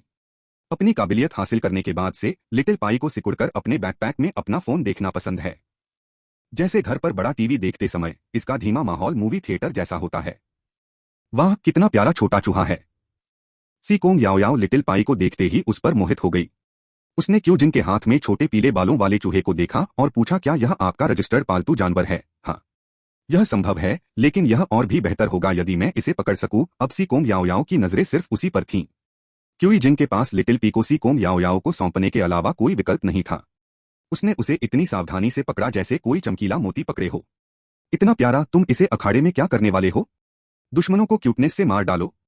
पिका, यह इन 3 लोगों से ज्यादा ताकतवर हो सकता है। क्यू जिन ने यान चेंग और अन्य 2 की ओर इशारा करते हुए कहा, लेकिन इसने पहले कभी लड़ाई नहीं की है। मैं इसे ऊपर जाने देना चाहता हूं और कोशिश करना चाहता हूं। यान चेंग, सोंग जियांग, मियाओ कुई, क्या आपको हमारी तुलना इससे करनी पड़ी? हालांकि हम इसकी बिजली नहीं झेल सकते, लेकिन इसका मतलब यह नहीं है कि दूसरे हमसे बेहतर हैं। यह सुनकर सिकोंग याओ याओ ने लिटिल पाई को पकड़ते हुए कहा, अरे, यह एक बैटल पेट है। तुम इतने प्यारे से छोटे जानवर को लड़ने कैसे दे सकते हो? कितने बेरहम। क्यू जिन ने लिटिल पाई से कहा, उसे एक परिवर्तन दें। यह सुनकर पिकाचू नीचे कूद गया। वह बाहर खुली जगह पर चला गया। पाई। उसके शरीर से पीली बिजली की रोशनी निकल रही थी और फिर वह धीरे धीरे सबकी नजरों में बड़ा होता गया। असल में उसे बदलने के लिए बिजली छोड़ने की जरूरत नहीं है, लेकिन क्यू जिंग ने कहा कि यह इस तरह से ज्यादा अच्छा लगेगा, इसलिए उसने एक्शन में बिजली छोड़ने को जोड़ दिया। वह तब तक नहीं रुका जब तक उसकी लंबाई 5 मीटर से ज्यादा नहीं हो गई। पिका वह कहता है कि वह बहुत ताकतवर है, कृपया उसे नीची नजर से न देखें, टैन ज़ुओयिन ने अनुवाद किया। इस बार चौंकने की बारी सी कोंग याओ याओ की थी। यह छोटी सी चीज बड़ी हो सकती है, लेकिन यह अभी भी बहुत प्यारा है। छोटी पाई, उसे अपनी गति दिखाने दो। पाई। लिटिल पाई ने क्विक अटैक का इस्तेमाल किया, तुरंत इस तरफ से उस तरफ चक्कर लगाया। मुझे लगता है कि यह आपके बिना भी चैंपियनशिप जीत सकता है। सी कोंग याओ याओ को लगा कि यह पहले से ही काफी मजबूत है। इस बार शर्त स्थिर है, नहीं, यह और भी स्थिर है। आओ मेरी बाहों में आओ। सिकुड़े हुए पिकाचू ने क्यू जिन की ओर देखा, जिसने सिर हिलाया और वह तुरंत सी कोंग याओ याओ की बाहों में कूद गया। मुझे कहना होगा कि यह उन 2 एयरपोर्ट से ज्यादा आरामदायक है। आइए मैं आपको 3 घंटे का आशीर्वाद देता हूं, ठीक है? क्यू जिन ने सिर हिलाया। हाँ, 3 घंटे काफी हैं। वह बस एक पालतू जानवर बनाने जा रहा है, इसमें ज्यादा समय नहीं लगेगा और जितना कम समय लगेगा असर उतना ही ज्यादा होगा। अगर उन्हें पक्का नहीं होता कि आगे लोग लाइन में लगे हैं या नहीं, तो वह जरूर 1 घंटे का आशीर्वाद चाहते। इसके बाद सी कोंग याओ याओ ने उन्हें एक एक करके आशीर्वाद दिया। अगर बुलाया गया पालतू जानवर सही नहीं है तो आप उसे दादाजी माँ को दे सकते हैं, बस उन्हें छोड़ना मत, सी कोंग याओ याओ ने आखिर में कहा। समझ गया, हम जानवरों के साथ दुर्व्यवहार नहीं करेंगे और इन्हें मत खाओ। हम ऐसा करेंगे। स्विमिंग पूल से निकलने के बाद वे टेलीपोर्टेशन हॉल के लिए ट्राम पर चढ़ गए। वाह, यह टेलीपोर्टेशन गेट है, यान चेंग ने कहा। अपनी तरफ देखो, ऐसे बर्ताव कर रहे हो जैसे तुमने कभी दुनिया देखी ही नहीं, यह तो बस एक टेलीपोर्टेशन गेट है। यह आदमी सोंग जियांग बहुत गहरा होने का दिखावा कर रहा था, लेकिन उसका हाथ पहले से ही टेलीपोर्टेशन गेट के एहसास को टेस्ट कर रहा था। अगर तुम इतने काबिल हो तो इसे मत छुओ, देखो तुम्हारा हाथ क्या कर रहा है, यान चेंग ने उसे घूरते हुए कहा। तुम बात करने वाले हो, क्या तुम भी वही नहीं कर रहे हो? सोंग जियांग ने कहा, यह अलग है, ठीक है। मैं इंस्पेक्शन कर रहा हूं, मैं रिव्यू कर रहा हूं। हे। वे टेलीपोर्टेशन गेट से गुजरे और कैंपस ए में पहुंचे, चारों ओर देखते हुए, बिल्कुल उस दिन की जिनकी तरह। चलो चलें, चलो चलें, आशीर्वाद का असर थोड़ी देर में गायब हो जाएगा। क्यू जिन की लीडरशिप में उन्होंने अपने फोन पर मैप के हिसाब से दादाजी माँ का पेट स्टोर ढूंढ लिया। असल में इसे दादाजी माँ का पेट स्टोर कहा जाता है। उनके फोन पर लोकेशन 7 कैरेक्टर्स में ग्रैंडपा माँ का पेट स्टोर लिखा था और जब वे वहां पहुंचे तो उन्हें उम्मीद नहीं थी कि असल में उसे इसी नाम से बुलाया जाएगा। बिना ज्यादा आह भरे बेचैन ग्रुप स्टोर में चला गया।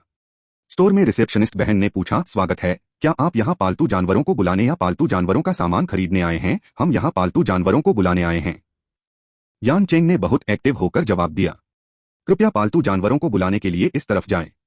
रिसेप्शनिस्ट बहन ने दाईं ओर इशारा किया और बुलाने का इशारा किया। ग्रुप दाईं ओर के दरवाजे की ओर चला गया। इस दरवाजे से गुजरकर एक गलियारा घर के पीछे की ओर जाता था। हम घर के अंदर नहीं बुला रहे हैं। बिल्कुल नहीं, अगर आप एक हाथी को बुलाते हैं तो क्या होगा? ओह, इस बहुत बड़े बैकयार्ड में पहुंचकर उन्होंने देखा कि एक बूढ़ा आदमी रॉकिंग चेयर पर लेटा हुआ धूप सेंक रहा था। यान चेंग ने अभिवादन में अगुवाई की। नमस्ते दादाजी माँ। दादाजी माँ ने अपनी आंखें भी नहीं खोली। नमस्ते, पहले कौन है? अचानक यह बूढ़ा आदमी इतना सीधा था। यान चेंग ने पूछा, पहले कौन जाना चाहता है? सबने एक दूसरे को देखा और कोई भी पहले नहीं बोला। वे सब पहले यह देखना चाहते थे कि क्या हो रहा है। तो फिर मैं पहले जाऊंगा। यान चेंग दादाजी माँ के पास गया। दादाजी माँ ने कहा, आंगन के बीच में लाल पत्थर पर खड़े हो जाओ। यान चेंग आगे बढ़ा। दादाजी माँ ने अपना कैटटेल पंखा लहराया और यान चेंग के सामने हवा में तैरता हुआ एक झुका हुआ दरवाजा दिखाई दिया। यह दरवाजा काला था, मानो अंदर कोई गहरी खाई हो। यह काला दरवाजा जितना बड़ा होगा, बुलाया गया पालतू जानवर उतना ही बड़ा होगा। दादाजी माँ ने सोच समझकर उन्हें समझाया, इस साइज का बकरा होना चाहिए, आधे मिनट में बाहर आ जाएगा। तो ऐसी कहावत थी। दादाजी माँ, आपने अब तक का सबसे बड़ा पालतू जानवर कौन सा बुलाया है? सोंग जियांग ने पूछा। दादाजी माँ ने कैटटेल पंखा लिया और आंगन की ओर इशारा करते हुए कहा, सबसे बड़ा वाला इस यार्ड जितना बड़ा था। जब उसे बुलाया गया तो उसने मेरे पुराने छोटे यार्ड को कुचल दिया। यह वाला बाद में इसके साइज के हिसाब से बनाया गया। यह कुछ ऐसा था जो जेली जैसा दिखता था, जिसका नाम स्लाइम था। मुझे लगता है कि इसे जेली स्पिरिट कहना बेहतर होगा। क्यू जिंग ने चारों ओर देखा। इस यार्ड की लंबाई लगभग 80 मीटर थी। यह स्लाइम इतना बड़ा था, क्या यह मशहूर जायंट स्लाइम किंग हो सकता है? देखो, यह बाहर आ रहा है। सब लोग हवा में तैरते दरवाजे को घूर रहे थे। अचानक 1 मीटर ऊंचा और 2 मीटर लंबा जंगली सुअर बाहर गिर गया। जमीन पर उतरने के बाद वह असल में सो रहा था। दादाजी माँ ने अपना सिर उठाया और देखा, ऐसा लगता है कि मैंने फिर से गलत अनुमान लगाया। हाँ, इस सुअर को जागने से पहले आधे घंटे तक सोना होगा। हर पालतू जानवर को पहले थोड़ी देर सोना होगा। मुझे लगता है कि ऐसा इसलिए है क्योंकि उन्हें इस दुनिया में ढलने की जरूरत है। इसे बड़ा मत देखिए, इसकी अपनी कोई याददाश्त नहीं है। कोई हैरानी नहीं कि यह सुअर 1 मीटर की ऊंचाई से गिरा और फिर भी खर्राटे ले रहा था और गहरी नींद सो रहा था। वहां एक नई बनी मूल्यांकन मशीन है जो सुअर की क्षमताओं की जांच कर सकती है। अगर आप संतुष्ट नहीं हैं, तो आप उससे पूछ सकते हैं कि क्या वह यह सुअर चाहता है। अगर वह नहीं चाहता है तो मैं किसी से कहूंगा कि वह इसे ले जाए और चिड़ियाघर भेज दे। क्या यहाँ अप्रेजल मशीन भी है? क्या यह जीवों की पहचान भी कर सकता है? क्यूजिंग ने अप्रेजल मशीन के सामने देखा, जिस पर लिखा था नाम C1086, वजन 321 किलोग्राम, ताकत 642 किलोग्राम, गति 23 मीटर, एस कौशल पिगराश, पूरी स्पीड से सामने वाले की तरफ दौड़ें और टारगेट पर हेडबट करें, टस्क स्टैब, लक्ष्य पर टस्क से वार करें, मूल्यांकन थोड़ा ज्यादा शक्तिशाली जंगली सुअर। 94 चैप्टर 94 व्हाइट डॉग क्लाउड म्याऊ, पास ये दो स्किल्स किसी भी जंगली सुअर में ये होंगी, है ना? यान चेंग वहां गया और उसने दोनों स्किल्स का डिस्क्रिप्शन देखा। अरे यार, उसके जैसा हैंडसम और डैशिंग इंसान जंगली सुअर को कैसे बुला सकता है? यह उनकी इज्जत के लिए नुकसानदायक है। उसके पास अभी तक कोई अच्छी स्किल्स नहीं है। जो कोई भी इस जंगली सुअर को चाहता है वह इसे ले सकता है। मैं इसे बिल्कुल नहीं चाहता। वह दादाजी के पास यह बताने गया कि उसे जंगली सुअर नहीं चाहिए। ऐसे में मैं आपसे 5 पॉइंट्स नहीं लूंगा। इस जंगली सुअर को चिड़ियाघर भेज दिया जाएगा। दादाजी माँ ने बोलना खत्म करने के बाद अपने रिक्लाइनर के पास एक बटन दबाया। थोड़ी देर बाद एक आदमी सामने के दरवाजे से अंदर आया। उसने जमीन पर सो रहे जंगली सुअर को छुआ। यह असल में ऊपर तैर गया। वह आदमी जंगली सुअर को पिछवाड़े के गेट से बाहर ले गया, जैसे वह हाइड्रोजन का गुब्बारा पकड़े हो। अगला, यान चेंग ने एक होस्ट की तरह हाव भाव किया। मैं जाऊंगा। सोंग जियांग ने अपनी मर्जी से काम किया। वह बीच में रखे लाल पत्थर के पास गया और दादाजी माँ को ओके का इशारा दिया। दादाजी माँ ने अपना फोल्डिंग पंखा हिलाया और उनके सामने एक काला तैरता हुआ दरवाजा दिखाई दिया। उन्होंने यह पता लगाया कि दरवाजा जितना ऊंचा होगा, पालतू जानवर उतना ही लंबा होगा। और सोंग जियांग का दरवाजा असल में 2 मीटर तक तैर गया। इसका मतलब था कि उसका पालतू जानवर 2 मीटर लंबा होगा। दादाजी ने अंदाजा लगाया। मुझे यकीन है कि इस बार पालतू जानवर सील ही होगा। यान चेंग ने कहा, मुझे यकीन है कि यह एक घोड़ा है। तो मैं ऊंट पर शर्त लगाता हूँ। मियाओ कुई ने भी अनुमान लगाया। टैन ज़ोयिन ने क्यूजिंग से कहा, मुझे नहीं लगता कि यह कोई आम जीव जैसा दिखता है। इसकी लंबाई और चौड़ाई एक जैसी है। कौन सा जानवर ऐसे बढ़ता है? यह सही है, जमीन पर ऐसा कोई जीव नहीं होना चाहिए। क्यूजिंग ने अंदाजा लगाया, क्या यह जेलीफिश हो सकती है? यह एक सिलिंड्रिकल शेप है, लेकिन इसकी हाइट भी 2 मीटर नहीं होनी चाहिए। यह बाहर आ रहा है, यान चेंग चिल्लाया। एक सफेद बादल धीरे धीरे दरवाजे से नीचे गिरा। यहां तक कि इसकी 2 आंखें और एक मुंह भी था। यह फिर से बादल क्यों है? सभी लोग जल्दी से अप्रेजल मशीन की ओर भागे। नाम 1010, वजन 0.1 किलोग्राम, ताकत 100 किलोग्राम, गति 100 मीटर, एस कौशल उड़ान, बहुत तेज गति से उड़ना, फैलाव, ठोस पदार्थों से टकरा नहीं सकता, ट्रांसफॉर्मेशन, अपनी मर्जी से अपना आकार बदले, मूल्यांकन, बादल के आकार का एक जीव जो लोगों को ले जा सकता है। क्या यह मशहूर गोल्डन डॉग क्लाउड हो सकता है? धत तेरे की, सोंग जियांग कितना लकी है। यह बहुत गुस्सा दिलाने वाला है। यान चेंग एक बार फिर अपनी किस्मत पर गुस्सा था। आहा, मुझे जंगली सुअर क्यों मिला? लेकिन किसी ने उस पर ध्यान नहीं दिया। हर कोई सोंग जियांग के बादल पर चर्चा कर रहा था। सोंग जियांग अपने क्लाउड पेट को लेकर आया। मुझे नहीं पता क्यों, लेकिन मैं बादल की हरकतों को कंट्रोल कर सकता हूं। यह मेरी काबिलियत से जुड़ा हो सकता है। सभी ने आंखें बंद करके बादल को छूने का प्रयास किया। बहुत नमी है, जैसे कॉटन कैंडी को छूना। आप इसका क्या नाम रखने वाले हैं? क्यूजिंग ने पूछा। चलो इसे व्हाइट डॉग क्लाउड कहते हैं, जैसा कि कमेंट्स में सुझाव दिया गया है। सोंग जियांग काफी सहज स्वभाव का था। कमेंट्स में कहा गया है कि यह क्लाउड लोगों को ले जा सकता है। नहीं, क्या यह सच में एक कलाबाजी वाला बादल है? क्या इसकी 100 किलोग्राम की ताकत का मतलब है कि यह 100 किलोग्राम वजन वाले व्यक्ति को उठा सकता है? इसका मतलब यही होना चाहिए। क्या समन मालिक से जुड़ा हो सकता है? सोंग जियांग की एबिलिटी क्लाउड है, इसलिए उसने क्लाउड को समन किया। तो फिर आप यान चेंग के जंगली सुअर को कैसे समझाएंगे? क्या वह एक सुअर है? यह सही नहीं लगता। इसका उसके सुअर होने से कोई लेना देना नहीं होना चाहिए। यह असंभव नहीं है। यान चेंग, जो जमीन पर गोले बना रहा था, खुद को यह कहे बिना नहीं रह सका, अरे तुम लोग, मैं अभी भी यही हूं। और तुम मियाओ कुई, तुमने तो कहा था कि मैं एक सुअर हूं। मैं बाद में देखूंगा कि तुम मक्खी को बुलाने के बारे में कैसे समझाते हो। मियाओ कुई ने अपना सिर खुजाया और कहा, मैं तो बस अंदाजा लगा रहा हूं, अंदाजा लगा रहा हूं। मैंने यह नहीं कहा कि तुम स्वर हो। फिर मियाओ कुई लाल पत्थर की ओर भागा और यान चेंग को बहस करने का मौका नहीं दिया। दादाजी माँ, मैं तैयार हूँ। दादाजी माँ ने कुशलता से अपना हाथ हिलाया। काला दरवाजा फिर से दिखाई दिया। यह दरवाजा पिछले दो दरवाजों से बहुत छोटा था और 10 सेंटीमीटर से भी कम ऊंचा था। सबकी नजरों के सामने एक छोटा सा बिल्ली का बच्चा नीचे गिर गया। मियाओ कुई ने हाथ बढ़ाकर उसे अपनी हथेली में पकड़ लिया। इस बार सभी लोग अप्रेजल मशीन को देखने के लिए नहीं दौड़े, बल्कि मियाओ कुई के हाथ में बिल्ली के बच्चे को घूरते रहे। यह बिल्ली का बच्चा बहुत छोटा है और इसका रंग भी सियान है। कितनी प्यारी है यह छोटी सी नाक। बुलाए गए सभी जीव बड़े साइज के हैं, तो क्या इसका मतलब यह है कि यह बिल्ली हमेशा इतनी ही बड़ी होगी? ऐसा लगता है धरती पर इस तरह का जीव नहीं है ना? तो इस बार क्या यह जैकपॉट है? यह सुनकर कि मियाओ कोई एक हाई लेवल आइटम भी मंगा सकता है जो इस बार का नहीं था, यान चेंग तुरंत उसकी असलियत वेरीफाई करने के लिए अप्रेजल मशीन के पास भागा। नाम B100034, वजन 0.636 किलोग्राम, ताकत 636 किलोग्राम, गति 36 मीटर, एस कौशल इनविजिबिलिटी। फिगर को छिपाएं, मौजूदगी कम करें, क्लोन कई क्लोन बनाएं, सब्स्टिट्यूट डैमेज होने पर अटैक झेलने के लिए सब्स्टिट्यूट को बुलाएं, मूल्यांकन 3 बॉडी टेक्निक। यह एक निंजा कैट है। इस छोटी सी चीज में आधे टन से ज्यादा ताकत है। मुझे यकीन नहीं होता, यान चेंग ने पूछा। क्या यह मशीन खराब हो सकती है? दादाजी माँ की आवाज आई। यह मशीन 1 महीने पहले यहाँ भेजी गई थी। उन्होंने कहा कि इस इंस्ट्रूमेंट की लाइफ 100 साल है। मियाओ कुई ने मुस्कुराते हुए यान चेंग से कहा, मुझसे जलन मत करो भाई, मैं तो बस एक लीजेंड हूं। धत तेरी की, क्यों? इस दुनिया में क्यों? क्या मुझे स्वर बनाना था? यान चेंग फिर से गोल आकार बनाने के लिए कोने की ओर भागा और धीरे से बुदबुदाया, दुनिया मुझे अलग थलग करती है, उसे मेरा मजाक उड़ाने दो। क्यूई जिंग इतनी जोर से हंसा कि वह सीधा खड़ा नहीं हो सका। इसके सारे स्किल्स बहुत जबरदस्त हैं। 3 बॉडी टेक्निक, हर एक बहुत पावरफुल है और अपनी स्पीड और ताकत है। लड़के इसकी लड़ने की ताकत की तारीफ करते हैं, जबकि लड़कियां इसकी क्यूटनेस को देखती हैं। यह बिल्ली का बच्चा बहुत प्यारा है, आप इसे क्या कहेंगे? टैन ज़ोयिन ने मियाओ कुई से पूछा। मियाओ कुई ने एक पल सोचा और कहा, चलो इसे न्या पासु कहते हैं, यह बिल्कुल तुम्हारी तरह है। मियाओ कुई शुभ नाम। क्यूई जिन इनाम निकालने के लिए स्टेज पर जाने वाला था। ग्लग ग्लग ग्लग ग्लग, वह आवाज क्या है? उन्होंने आवाज के सोर्स की ओर देखा। यह मियाओ कुई के हाथ में बिल्ली का बच्चा था। ईक हो, सोंग जियान ने पूछा, क्या बिल्लियों को म्याऊ नहीं करना चाहिए? यह अभी पैदा हुआ है, यह पैदा होते ही कैसे बोल सकता है? क्यूई जिन ने कहा, क्या अब इसे दूध पीने की जरूरत है? बोलने के बाद उसने दूध की एक बोतल निकाली और न्या पासु के मुंह में दे दी, जिसने अभी तक अपनी आंखें नहीं खोली थीं।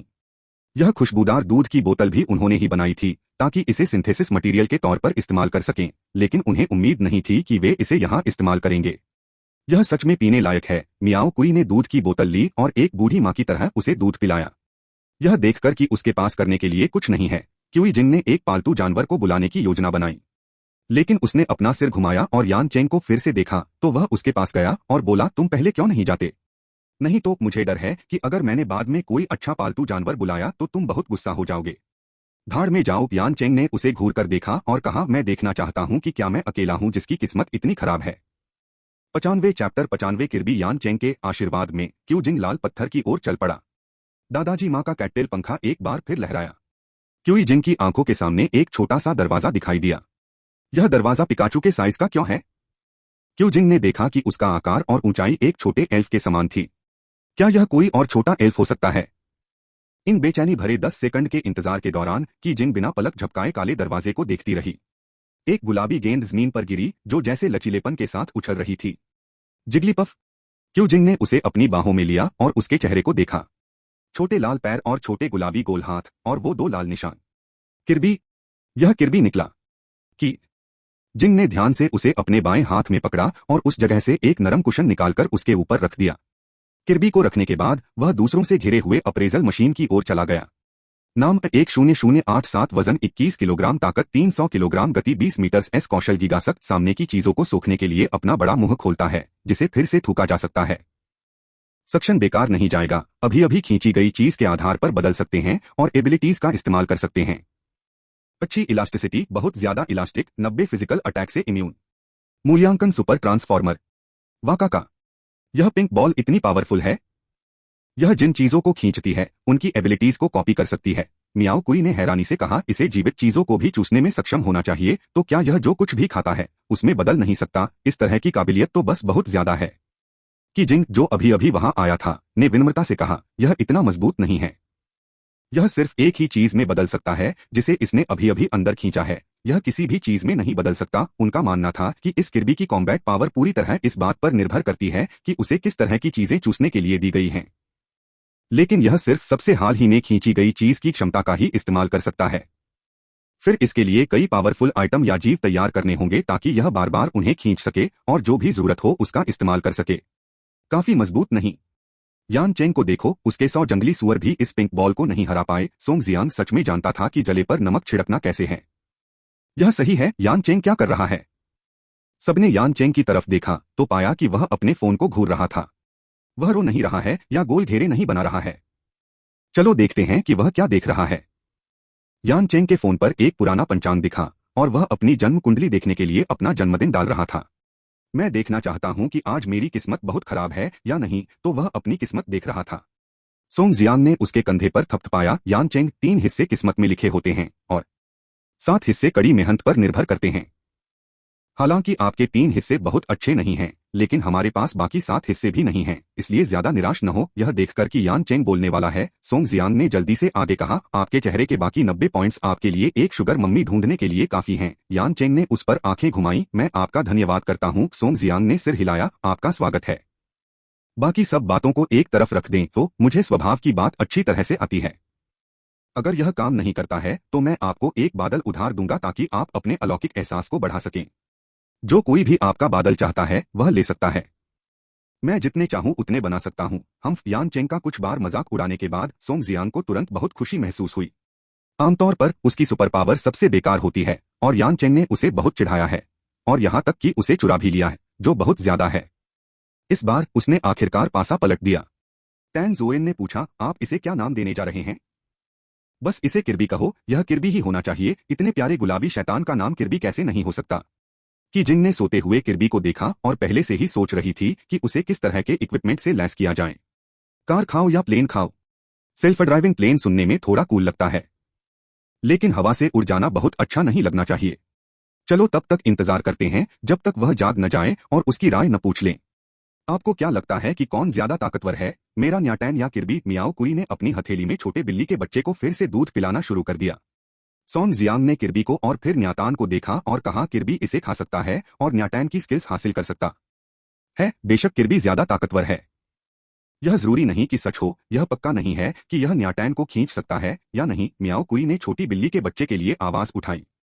यह न्यातान को देखने से पहले ही गिर जाएगा। सोंग जियांग ने जवाब दिया, यह मत भूलो कि किर्बी भी इतने फिजिकल डैमेज से इम्यून हो सकता है। तुम्हारे न्याटैन में कोई मैजिक डैमेज नहीं है ना? मियाओ कुई ने निष्कर्ष निकाला। फिर यह इस बात पर निर्भर करता है कि न्याटैन की एनर्जी पहले खत्म हो जाती है या किर्बी पहले उसका डिफेंस तोड़ देता है। जो भी टिक नहीं पाता वह हार जाता है। क्यों जिन ने कहा, मेरे पास बहुत सी चीजें हैं जो मैं किर्बी को खिला सकता हूँ। हे पिका। जैसे ही वे इस किर्बी के बारे में बात कर रहे थे, साइड में पिकाचू ने इस नए आए गुलाबी छोटे भाई को धीरे से छुआ। यह सुनकर कि यह आदमी बहुत पावरफुल लगता है, क्या बड़ी बहन के तौर पर उसकी पोजीशन इनसिक्योर नहीं होगी? वह नहीं चाहता कि कोई छोटा भाई उससे आगे निकल जाए। यह तय हो गया है। आज से एक मेहनती पिका बनो।